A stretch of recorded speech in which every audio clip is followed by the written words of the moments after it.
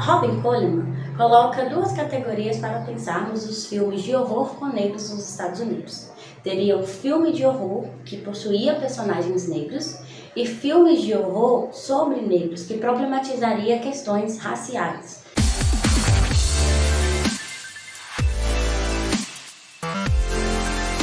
E o que acontece? Jordan Peele, diretor do filme Corra, que foi lançado em 2017, foi alvo de ovacionação por parte da crítica, ele constrói um filme nessa segunda categoria, um filme que traz problematização.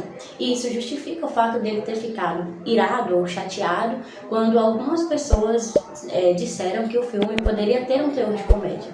A intuição dele ao produzir essa obra não era colocar comédia, apesar de o melhor amigo do personagem Chris colocar um pouco de alívio cômico em tensões, mas é um alívio cômico para ilustrar uma realidade que destruiu a vida do personagem. Então, qual que é a história? A história nada mais é que um homem negro se apaixona por uma mulher branca, eles começam a namorar, tem 4 meses de relacionamento, ele vai conhecer a família da Rose, e chegando lá ele vai sendo obrigado a interagir com pessoas que usam falas que são racistas, mas aquele racismo estrutural. Ninguém, a princípio, apedreja ele ou bate nele simplesmente pelo fato dele ser negro. Porém, ele se depara com pessoas que olham para ele admirando a virilidade do homem negro, né? O que nos remete à época de escravidão, porque o negro, além de produzir vários trabalhos braçais, ele também tinha que engravidar o máximo de mulheres negras possível para conseguir colocar mais escravos ali e por aí vai. Então a gente vê críticas sobre isso, a gente vê personagens falando assim, eu conheço tal jogador de golfe, ou tal jogador de basquete, não sei o que lá, que dá a entender que a forma deles tentarem erroneamente dizer que não são racistas é falar assim, eu conheço alguém que é negro, ou pessoas que são negras, então eu não sou racista. E a gente vê um outro personagem, né, nesse momento de apresentação, no evento que está tendo ali na casa da família da Rose, dizer assim, mas os negros estão na moda agora, né, isso é a moda. Então, aí esse amontoado de frases, para uma pessoa não branca, vai dando uma certa aflição, desprezo, e até para pessoas brancas que têm um pouco de consciência do que foi a época da escravidão e o que é o racismo no mundo e não só nos Estados Unidos. E o personagem, o Chris, ele interpreta de forma magnífica.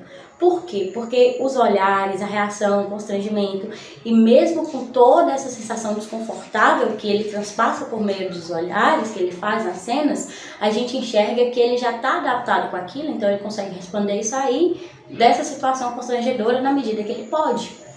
E nessa casa, ele vai encontrando outros personagens negros, a empregada, que está sempre bem disposta, ele encontra o rapaz que cuida das coisas lá de fora, né, o jardineiro, que tem um olhar sinistro, estranho, mas que também sabe o seu lugar ali. E essas personas negras que aparecem, assim como outro rapaz que é uma espécie de objeto sexual de uma senhora que tem 2, 3 vezes a idade dele, eles não têm o olhar da consciência de um negro num ambiente cheio de brancos. E o Chris, quando vê essas pessoas, ele tenta se comunicar, e aí, irmão? Mas esses personagens, eles não usam o mesmo dialeto que talvez esteja atrelado à negritude, vamos dizer assim, para identificar melhor. E ele vai achando aquele estranho e tá desconfortável. E a mãe da Rose, ela faz uma espécie de hipnose.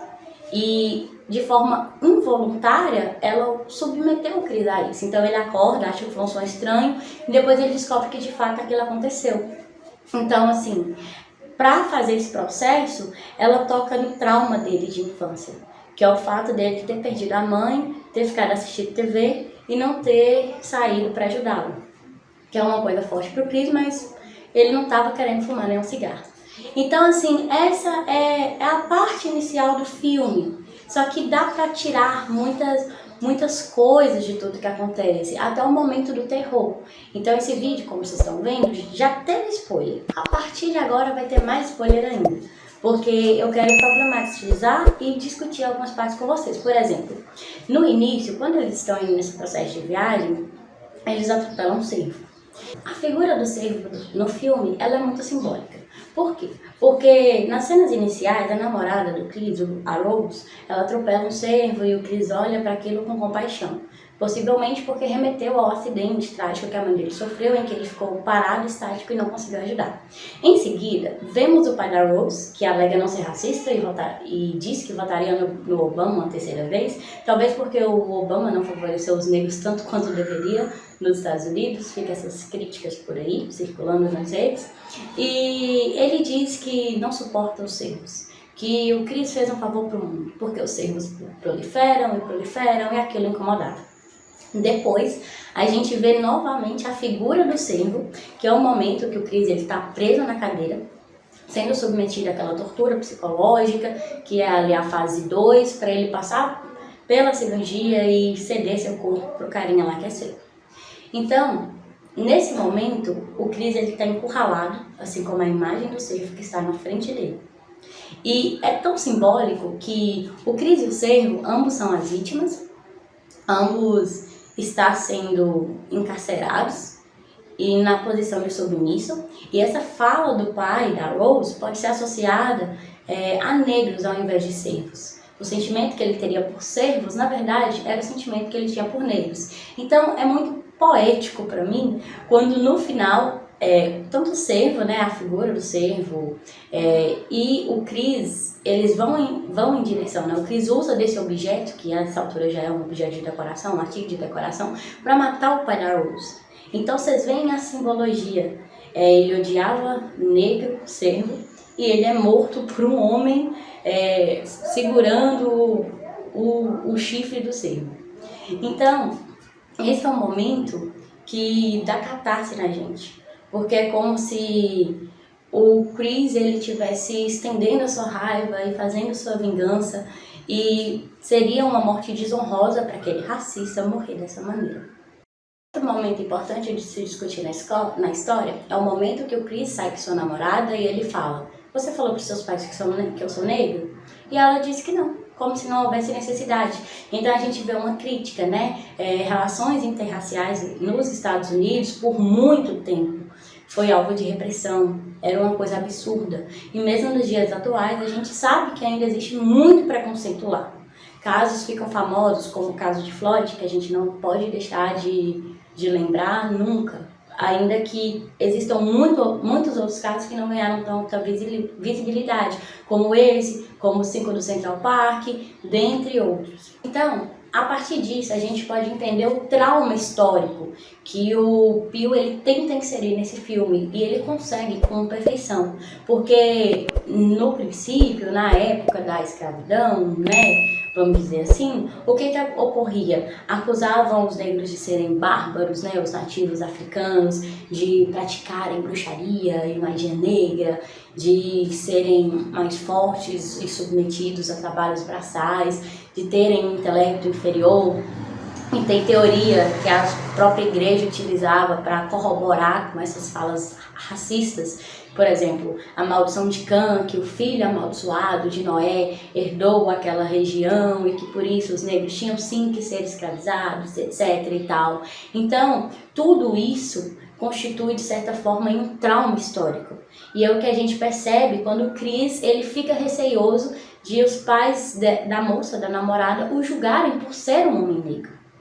E puxando mais essa conversa para o Brasil, a gente pode ver casos que ocorrem assim, e a gente vê essa minoria de poderosos, né? Porque os poderosos, a burguesia que detém o poder, os núcleos que existem mais, o racismo, o fascismo, o nazismo, por aí vai, eles são os que dominam os meios de produção, as mídias, e a gente vê essa diferença quando noticiam que um traficante foi preso quando ele é negro, mas vamos supor, um rapazinho rico, filhinho de papai, que faz medicina. O estudante de medicina foi preso por traficar. Então a gente vê essa diferença, como a figura do negro é retratada no Brasil, que é um país extremamente miscigenado, e imagine como que não é retratada lá nos Estados Unidos, pessoal. E eu quero falar para vocês também do filme Nascimento de uma Nação, de 1915. Esse filme foi um filme extremamente racista, que era basicamente a perseguição aos povos negros Ku Klux Klan. E o que acontecia? Eles colocaram atores negros lá e tentaram fazer uma crítica social? Não, eles pegaram pessoas brancas, as pintaram, e aí colocaram elas para atuar lá. A partir daí, a KKK, ela ascendeu ainda mais nos Estados Unidos. As pessoas, elas se sentiram motivadas a partir desse filme a exporem suas ideias e teorias racistas e preconceituosas. E aí a gente vê essa diferença, né, desse filme para o filme do Jordan Peele em 2017. E aí, anos se passaram e teve um dado momento que filme que tinha críticas e tinha personagens negros como protagonistas chegou a ascender. Por exemplo, houve filmes como Blackstein, como Blácula, que colocavam os negros como os protagonistas da história. Porém, depois de um tempo, isso esfriou. Não tinha mais esse protagonismo de negros e tal em filme de terror. E foi assim que o conservadorismo hollywoodiano ganhou voz e os negros, ao invés de serem protagonistas, eram os primeiros a morrer, aquela opção ali viável para sacrificar. Infelizmente, a gente vê que Jordan Peele, ele remodela essa estética hollywoodiana que coloca os negros somente como coadjuvantes. Então, esse filme, eu diria que é extremamente recomendado para todas as pessoas. As atuações são impecáveis, o jogo de câmera, a música tensa pra caramba. E os olhares, eu não sei como descrever os olhares, porque é todo um discurso. Por exemplo, uma cena que eu achei muito poética, muito forte, é o momento que a empregada, ela tá servindo ali o suco e ninguém agradece, é normal. E o Chris fala, obrigada. E ela para, ela trava. Como se ela nunca tivesse sido tratada de forma digna. E a gente sabe que aquela empregada, o jardineiro e o outro personagem do chapéu, a gente sabe que todos eles são usados como marionetes. É um corpo que abriga eles num lugar profundo na sua mente, mas que está sendo comandado pelo pai, pela avó da Rose, e o do chapéu não sei por quem, talvez o marido daquela senhora, enfim. Então a gente sabe disso, mas a gente vê que eles ainda estão lá. E uma coisa que eu não posso deixar de falar ao final, Jordan Peele propôs 2 finais.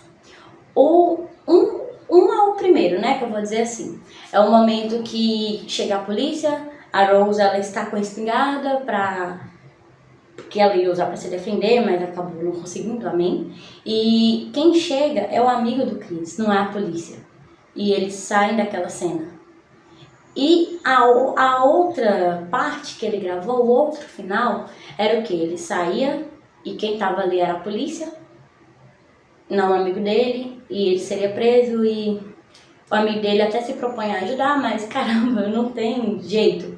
E eu fiquei pensando sobre isso, porque o final escolhido traz esperança. Talvez um dia o sistema mude, talvez ele não seja punido e responsabilizado por tudo aquilo. Olha, ainda há esperança, houve um aprendizado e tal. E, de certa forma, uma parte de mim queria que fosse o final cruel, trágico, em que ele passa o resto da sua vida na prisão. Porque eu sou uma sádica? Talvez um pouquinho, tô brincando. Mas porque esse final seria mais fidedigno com a realidade em que todos nós estamos inseridos. Então, eu gostei de haver, né, de haver essa disponibilização de 2 finais para a gente repensar. O final do filme é o final da esperança, vamos dizer assim. Enquanto o final que for jogado para escanteio é o final próximo da realidade. E no mais é isso. Fica essa indicação de filme para vocês e até mais.